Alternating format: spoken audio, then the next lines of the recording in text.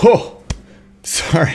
I almost fell asleep because I was thinking about the Chambers of Xeric. That is right, my flavor family. Today we are tackling the long-awaited follow-up to my Raids 2 guide. We're going to be tackling its idiot little brother, the Chambers. Now, it's certainly no secret that I don't like this raid, if you can't tell from like the first 5 seconds of this video. And I get a lot of people commenting like, oh, tasty, I love this raid. Me and my friends do it all the time. You and your friends disgust me. If you were a real gamer, you would not have any friends because you would abandon them as soon as you got slightly better. And look, if you're one of the people that enjoys this content, like, I get it. I know where you're coming from. I know that, you know, your wife's boyfriend only gives you 30 minutes of computer time a day, but there are better places. But there are better places to spend it, all right? Why am I so toxic? I get irrationally angry when I talk about this raid, and I don't know why. No, I do know why, and I'm gonna tell you why. Number one is scouting. The fuck is that? Anytime that you introduce randomness into an encounter, people are always going to find the most efficient routes, which I don't think is inherently a bad thing, but in the case of the Chambers of Xeric, that renders a lot of the rooms completely useless. So now a team is gonna spend an extra 5 to 10 minutes scouting another raid instead of, I don't know, doing the content they wanna do. Ergo, it is my professional opinion that scouting can suck my fat hairy balls.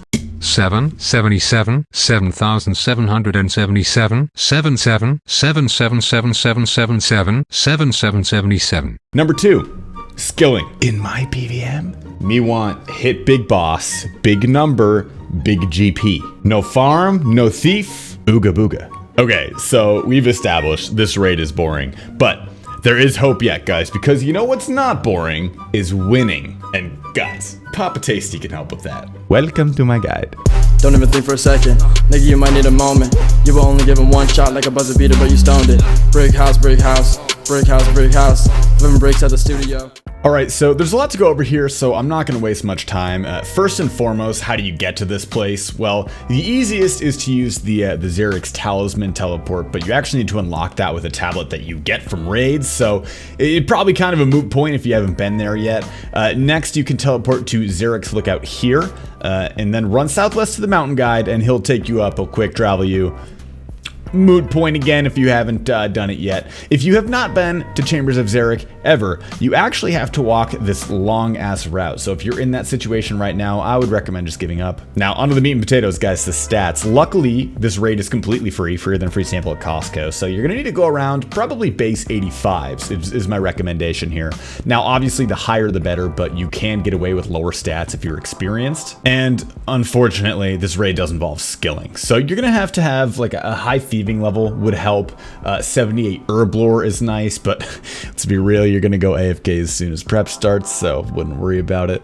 99 farming is a hard requirement, guys. If you raid with me and so much as look at the Buchu plant with less than 99, I will literally dissolve the raid, and I'm not even kidding. Now, onto the good stuff, boys, the gear setups. You're only gonna need about 30 or so mil to get a decent beginner setup, which is gonna be this here. The standard untradables are quite important. The fighter torso, the fire cape, dragon defender. Now, I'm not poor or bad, so I only have an infernal and a vernic, but just imagine those things for demonstrative purposes. You can, of course, use void. I get that question a lot. It will be slightly cheaper, and it comes at the price of absolute humiliation, so it's your call. And I'm not gonna lie to you guys, I'm actually sick to my stomach wearing this poverty gear, so I'm gonna change it to my max setup. Much better. This here is the end goal for gearing, so if you're curious about what upgrades to buy and when, kind of the path that you should be taking, I highly recommend watching Asuka Yen's gear guide and just do the opposite of everything that he says. I'm sorry, Asuka, I love you. Now, it's important to know that every extra gear switch you bring will result in an extra centimeter added to the circumference of your penis, so make sure you rock those 8-way setups. So for the final note on gear setups here, since you can get a variety of rooms in your Cox run, you're gonna have to have all of these things at your disposal, but what you're actually bringing on a given raid depends on the rotation and the rooms in it. So these special items are gonna be Dragon Pickaxe for Guardians, Salve Amulet for Mystics, an Antidote for Shamans, and a Stab Weapon for Vasa, but luckily we're not gonna be doing Vasa. I'll cover how to get out of that room in the optimal rotation setup. Next thing on the checklist here, of course, course, is the inventory setups. This one's really simple, guys. Depends on how much space you got in your inventory. Obviously, a super combat, a ranged potion, and a stamina. Those are the staples. Guys are going to have those in every single inventory. I recommend 3 brews as a base, 2 super restores, and this is a super high IQ move.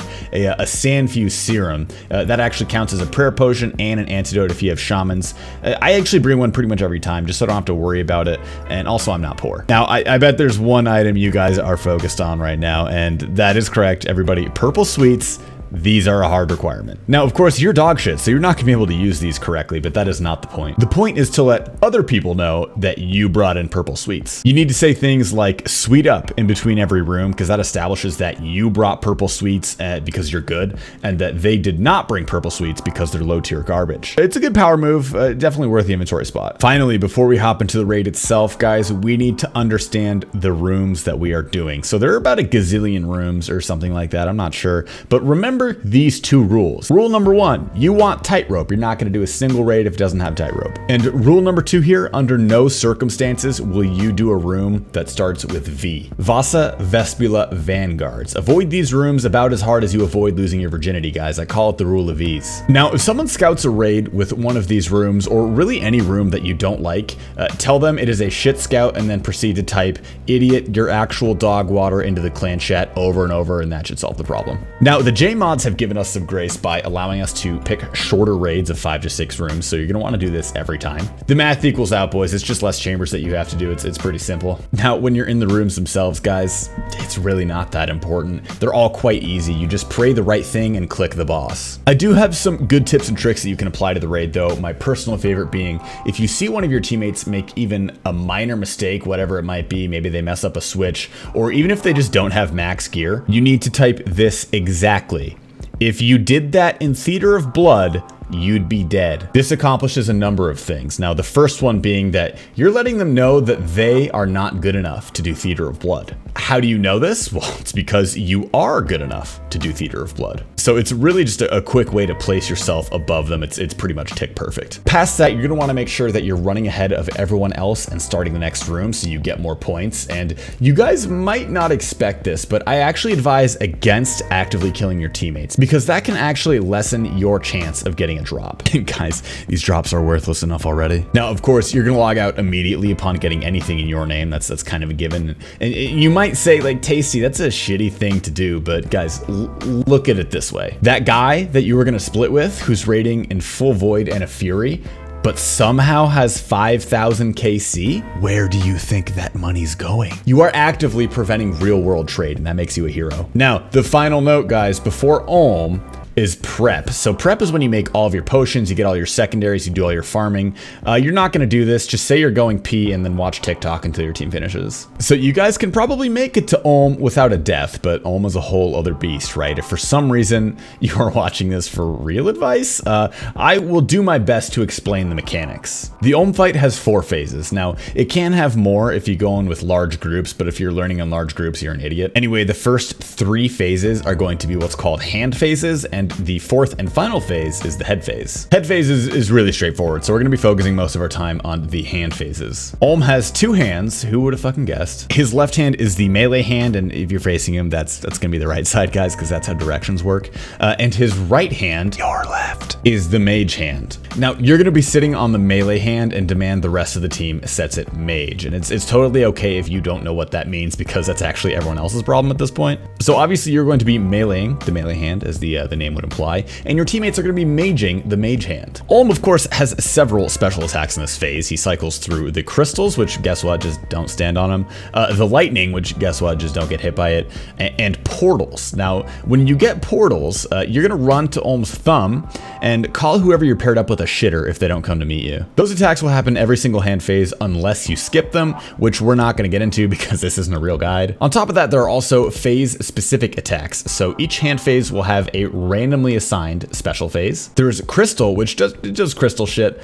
There's acid, which makes everyone miserable. And then there's fire. Burn burn with me. Now, it is very important, guys, on the final hand phase, the third hand phase, you need to kill the hands within about 15 seconds of each other, so make sure you don't boof that. And that leaves us the final hurdle, guys, head phase. Just to hang out on the side of the room and make sure you don't get hit by the crystal, click the head. That's it.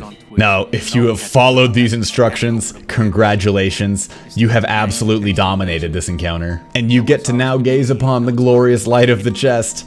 Is it purple? No, it's literally never purple. I fucking hate this raid. Old school, tasty, fresh on the scene. 10K in 10 days, man, that shit was obscene. But with fans come haters, I think you know what I mean. Little whiny bitch shouting, you ruined 416.